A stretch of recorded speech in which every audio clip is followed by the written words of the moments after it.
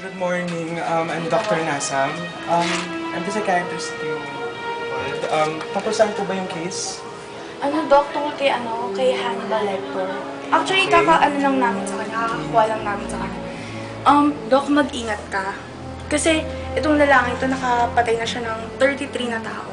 Eh, hindi namin alam kung anong gagawin, hindi namin maintindihan kung anong meron siya, Doc. Tapos, yung last na babaeng nakuha niya, kinain niya yung, parang liver. Parang ganon. Hindi ko nga maintindihan ba't kumakain siya ng liver eh. Teka, Ng tao. Nasaan po ba yung room nung... Ano lang. Ah,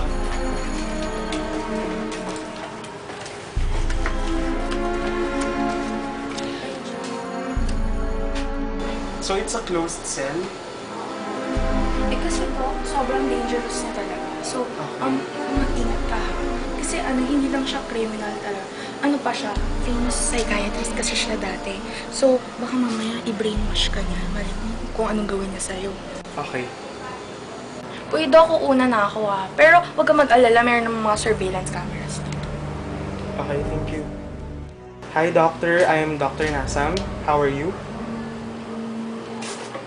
Me? So how are you, Dr. Nasam? You look scared. Are you scared of me? Why should I be scared, doctor? Tell me, may dapat ba akong katakutan? Don't have to be scared. As a matter of fact, we should be friends. Okay, good. Pwede. Kumain ka na ba? Kakatapos na ng lunch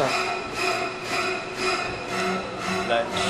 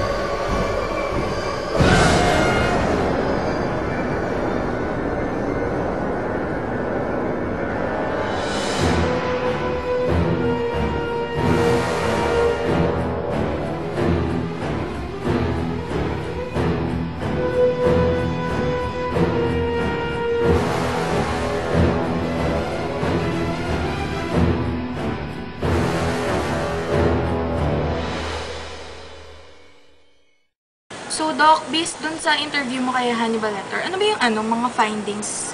So, uunahin muna natin yung impression ko sa kanya.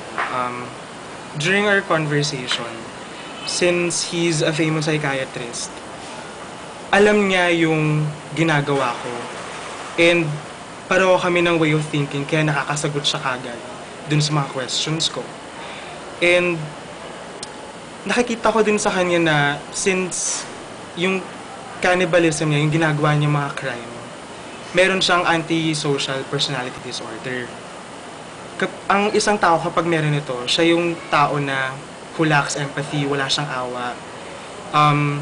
He does not conform with the law. So papatay siya or gagawin niya kahit na ano against the law just to please himself. And he's very isolated at the same time.